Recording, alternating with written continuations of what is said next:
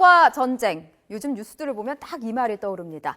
목숨을 건 전쟁 같은 사랑을 하는 남녀들의 소식 오늘도 전해졌습니다. 이 아내의 불륜을 의심해오던 40대 남편, 흉기로 위협하다 못해서 아내의 발등을 망치로 내려치기까지 했습니다. 경찰이 급히 출동하지 않았다면 야심한 새벽에 무슨 일이 벌어졌을지 아무도 모릅니다. 이런 일도 있었습니다. 내 남편과 이제 그만 만나달라. 남편의 내연녀에게 헤어지라고 요구한 부인이 청산가리에 중독이 돼서 숨진 채 발견이 됐습니다. 유력한 용의자는 내연녀입니다. 사건 전날 두 사람이 함께 술을 마셨다고 하는데요. 경찰은 내연녀가 술에 청산가리를 타서 살해한 것으로 보고 있습니다. 그런데요, 긴급 체포된 내연녀, 유치장에서 자살을 기도했습니다. 이게 대체 무슨 의미일까요? 죄책감일까요? 억울함일까요? 이 소식들 이슈대담에서 하나하나 짚어드리겠습니다. 정말 무서운 일들이 너무나 많습니다. 이 불륜 자체도 문제지만 거기에 살인 가능성마저 제기되고 있는 상황. 망치로 자기 부인을 때린다는 것. 이게 사실 상상을 못하는 일 아닙니까? 이게 아무리 의심이 가더라도 어떻게 망치를 휘두릅니까? 예? 지금 이 경찰이 그래 빨리 출동을 한 모양이에요. 이게 간통죄가 없어지면서 이제 앞으로 예상되는 문제점 중에서 제가 제일 먼저 찝은 게요. 가정불화예요. 직접 응징. 이제는 법으로 할 수 없으니까 아마 홧김에 직접 응징하는 이제 이런 현상이 일어날 거다 했는데 이분 같은 경우도 이제 아마 아내가 그 SNS 주고받은 거를 받는 모양이에요. 그래서 이제 간통하고 있다고 의심하고 저기 보면 보시지 않습니까? 저기 공구를 쫙 깔아놨어요. 그 아내를 거기다 무릎 꿇려놓고 공구를 쫙 깔아놓고 칼도 들이대고 이걸로 어떻게 하겠다고 했으니 아마 그 부인 그날 거의 고문받는 심정이었을 겁니다. 그래서 이제 부인은 아마 이제 임시보호소에 그 조치를 취하고 이 사람은 일단 불구속 입건을 했는데 접근 금지 명령 100m 이내 접근 금지 명령 통신 문자 이제 못하게 이렇게 막아놓은 모양인데 지금 불구속했다고 그러는데 저는 저 정도면 구속을 해야 된다고 보여지거든요. 흉기를 예, 아무리 아내라고 하더라도 그래서 저 부분이 좀 아쉬운 부분이 있습니다. 저 보십시오, 저 공부. 근데 어쨌든 경찰이 출동을 해서 더 이상의 이 사건 확대는 많은 것 같은데 또 하나는 이제 이게 이제 그거죠. 어떤 남편이 내연녀가 있었는데 부인이 그 내연녀를 만나서 수억 원을 주면서 그만 만나라 그랬는데 그 부인이 시체로 발견이 된 거 아니에요? 네. 맞죠? 네, 맞습니다. 근데 청산가리 그렇게 된 거 맞죠? 예, 그래서 아마 둘이서 부인이랑 그 내연녀랑 술을 마시다가 그러고 후에 시체로 발견됐는데 청산가리 중독이라고 이렇게 밝혀져가지고 이 부분에 대해서 수사가 지금 진행이 되고 있는 걸로 알고 있습니다. 네. 근데 정말 근데 어떻게 그렇게 아니 근데 그렇게 수억 원을 어떻게 건네주는지 좀 3억 5천을 전달했죠. 그거 어마어마한 그만 아닌가요? 부인은 사망한 부인은 은행 과장입니다. 남편은 대출을 또 받아가지고 모 신행 차장이고요. 남편분은. 근데 이제 남편하고 동창생인 한모라는 여자분을 하고 이제 간통을 한 거죠. 그거를 내 부인 남편하고 만나지 말아달라고 3억 5천을 전달한 거예요. 그랬음에도 불구하고 며칠 있다 그 집으로 왔어요. 만나자고. 그건 CCTV하고 그 SNS로 다 확인이 된 거니까요. 들어와서 소주를 나눠 마시면서 청산가리를 섞어서 살해한 것이죠. 그러니까 그런 의혹이 지금 제기가 되고 있는데 이 내연녀는 또 유치장에서 자살 기도를 한 모양이에요. 그러니까 뭐 두 가지겠죠. 본인이 억울하다고 하면 본인이 억울함을 증명하는 거 하냐 아니면 이제 모든 범행에 탄로나게 생겼으니까 두려움에서 하는 거 둘 중에 하나일 건데 일단 경찰은 그쪽 그 내연녀가 유력한 용의자라고 보고 있는 것 같고 근데 일단 본인이 부인하기 때문에 조금 더 수사는 해봐야 되겠지만 근데 저는 참 이게 납득이 안 가고 참 이해할 수 없는 것 중에 하나가 대부분 이제 불륜 사건이 이렇게 터지면 부인이 남편을 이혼을 하든지 남편한테 강한 어떤 어필을 할 텐데 이 부인이 사실은 3억 5천이라는 거액의 돈을 여자한테 내연녀한테 갖다 주면서 헤어져 달라고 한 거거든요. 그때 그 여자분은 어떤 심정이었겠어요. 우리 남편은 제발 헤어져 주세요. 이거 막 이거잖아요. 아마 뭐 그런 측면들이 있겠죠. 사실 그 여자 입장에서 남편이 좋았겠습니까? 근데 가정을 유지해야 되니까 직장의 문제가 따르고요. 이렇게 해서라도 해야 되겠다라서 3억 5천을 갖다 준 건데 그리고 나서 이렇게 뭐 시신들 발견됐으니 참 안타깝습니다. 근데 여기서 지금 여성이 이 변호사님이 유일하게 여성이신데 저는 요새 어제 저희가 다뤘던 게 농약 그죠? 그 왜 그 예. 저 전 남편, 현 제초제, 남편, 제초제를. 제초제. 예. 그리고 이 청산가리를 물론 누가 거기에 탔는지는 모르겠습니다. 청산가리 중독으로 했는데 만일 이 내연녀가 이래서 가능성이 있다라고 가정을 한다면 이런 것들을 여성들이 어떻게 구해요? 그리고 저도 이게 판매가 금지돼 있을 텐데 독극물은 근데 어떻게 구했는지 그 부분은 그 판매 관리가 좀 허술한 게 아닌가 한번 점검을 해봐야 될 것 같고요. 그리고 또 사실 이제 그 심리학자, 범죄 심리학자들은 주로 뭐 그것뿐만 아니라 우리가 옛날 뭐 아가사 크리스티 나오는 추리소설, 그 사람 쓴 추리소설부터 봐도 여자분들은 보통 물리력으로 행사해서 사람을 살해하는 건 좀 힘드니까 만약 정말 사람을 살해하게 되는 경우에 그 범죄자가 여성인 경우에 보면 저렇게 독극물을 사용을 좀 많이 하게 되거든요. 제압하고 이런 과정에 어려움이 있어서 그러는데 근데 사실 지금 그 김 교수님 말씀하신 것처럼 간통죄가 폐지돼서 만약에 저는 좀 제 가정이 없으니까 잘 모르겠지만 가정에서 그렇게 직접적인 응징 그러니까 자기의 힘으로 자력으로 어떻게 응징을 하려는 이런 시도들이 있으면 남편들은 아까 얘기한 것처럼 그 어떤 흉기를 직접 꺼내서 이렇게 하는 경우가 있지만 여성은 또 이럴 가능성도 있거든요. 그러니까 이게 뭐 성별 특징일지 어떨지 모르겠지만 계속 이런 문제가 앞으로도 조금 늘어날 수도 있고 이런 어려움이 지금 또 기존의 사건이 지금 현재 사건이 있으니까요. 독극물 판매나 관리에 있어서 우리가 좀 더 만반의 이런 부분에 대책을 세우고 점검을 또 해볼 때가 된 게 아닌가 싶습니다. 독극물 예, 잘 관리해야 박 박사님. 되고요. 예. 또 간통죄도 폐지됐다고? 죄 하나 폐지됐다. 농약도 해야 되고 총기도 단속을 해야 되고 네. 이 요즘에요 방송사 다니면서 이런 사건이 너무 많아서 정말 무서워요. 예. 맞아요. 무서워요. 이거 이 변호사님들 다니면서 쭉 나 내용을 그 안에서 보지 않습니까? 보면서 이게 논평도 할 게 없어. 어떻게 논평해야 됩니까 이거를? 너무 잔인하고 무섭죠. 그럼 이건 이거 논평의 문제가 아니라 정말 우리 사회가 아주 골병이 드는 것이 아닌가 싶은 생각이 들고요. 어쨌든 제일 좋은 방법은 총기 문제 나왔을 때 총기의 관리가 상당히 좀 허술한 측면. 네. 또 이분들도 청산가리를 이거 어떻게 구했는지. 농약 같은 경우는 또 좀 몰라도 이런 것들라도 그나마 잘 관리해가지고 최소화시킬 외에 그래서 어떻게 우리 사회를 어떻게 고쳐야 될까요? 분노는 전염이 된다고 합니다. 이거는 분노도 아닌 것 같고요. 남편이 뭐 이건 아니 총기를 갖고 왔는데 저 뭐지 제 주제는 사이코패스죠 완전히 그 전 남편 살해하고 아니 남편의 폭력 같은 경우. 그 남편 살해한 거는 이제 사이코패스라고 얘기하면 안 되고요. 사이코패스는 불특정 다수인을 상대로 금품 목적이 아닌 겁니다. 그럼 이 사람은 뭐예요? 이 부인 같은 경우는 철저하게 살인에 중독된 금품 목적의 연쇄살인입니다. 다릅니다.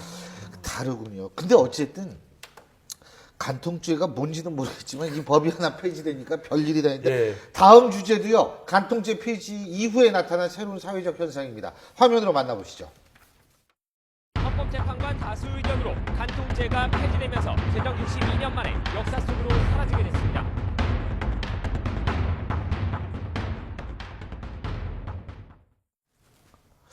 예, 간통죄 폐지로 호황을 누리는 데가 흥신소, 심부름센터 이런 박 박사님은 뭐 워낙 얌전하시고 모범적이신 분에서 심부름센터 같은 거 뭐 전혀 이용해 보신 적이 없으시죠?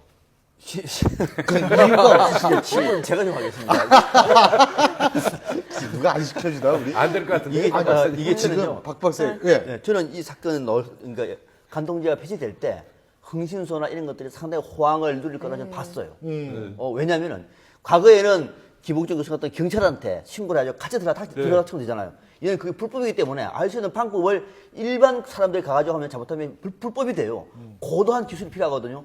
고도한 기술, 전문가는 그렇죠. 흥신소 이런 데잖아요. 그래서 아마 앞으로 상당히 일이 많아지겠는데 싶었는데 딱 보니까 또 딱 아주 그대로 호황이래요. 그렇다고 돈 그러네요. 얼마나 법니까?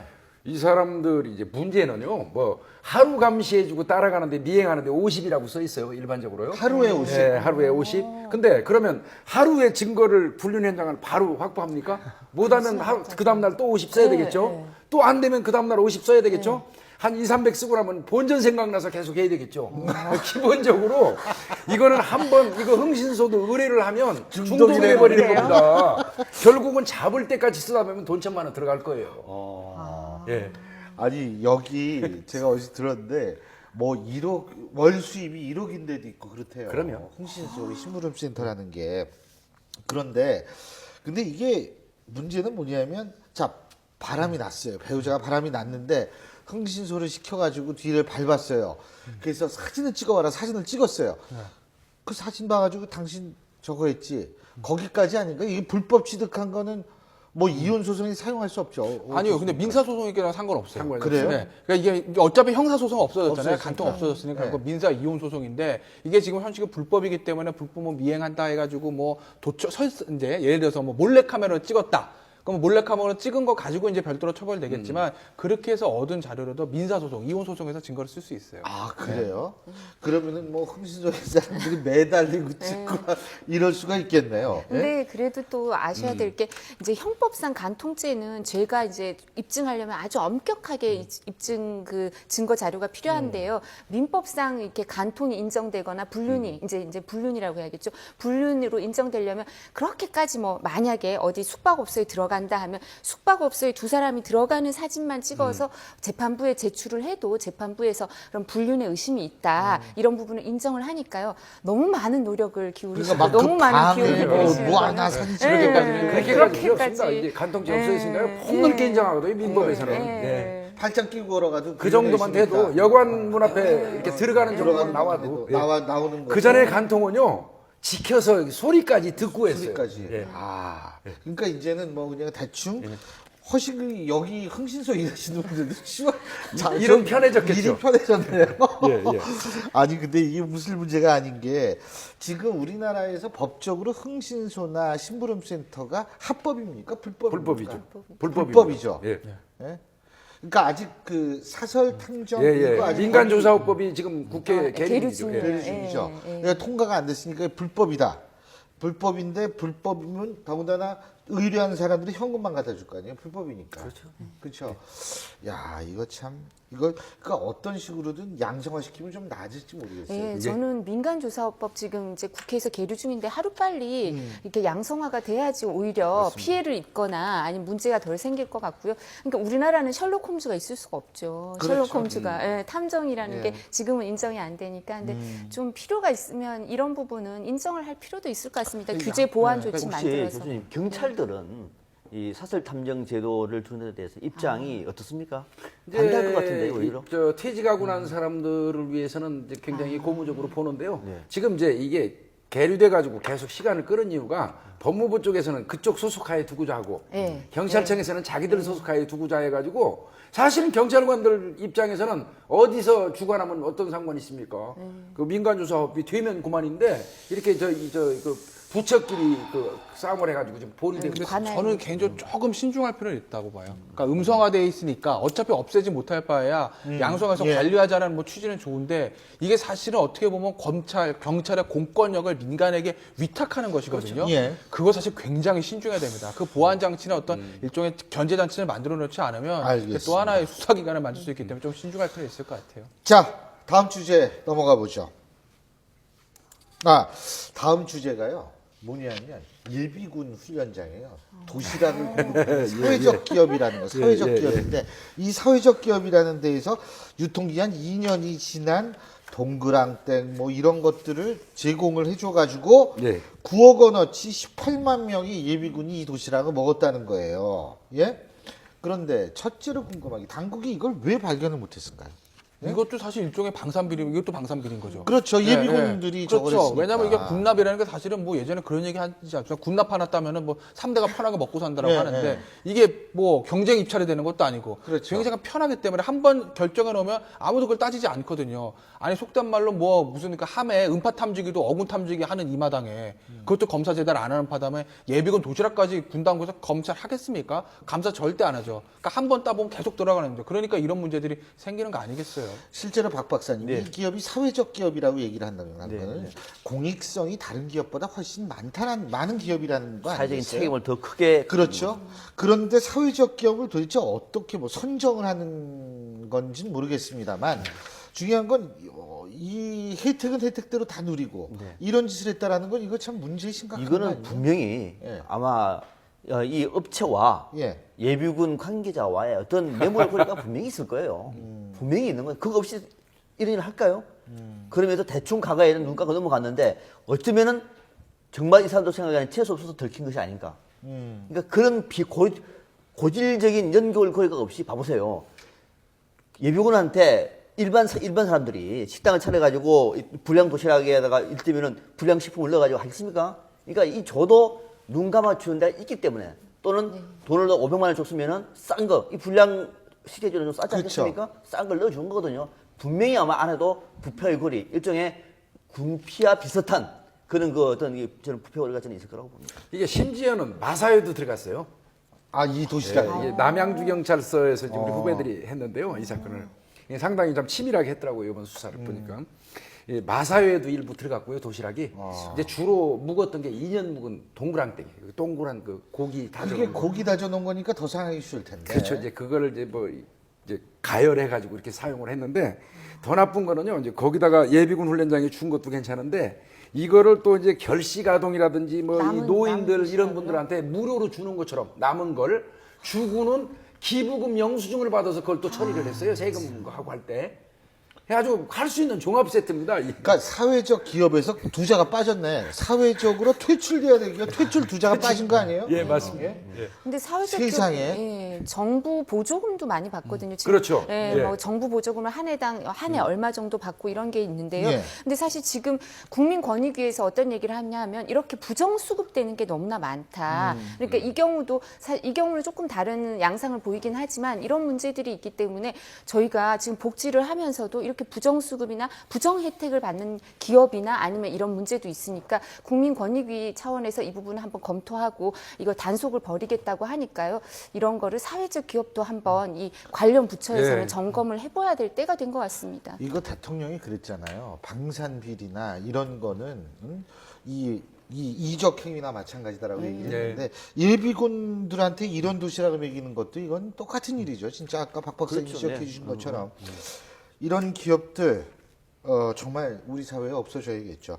예, 오늘 네 분 말씀 여기까지 듣겠습니다. 고맙습니다.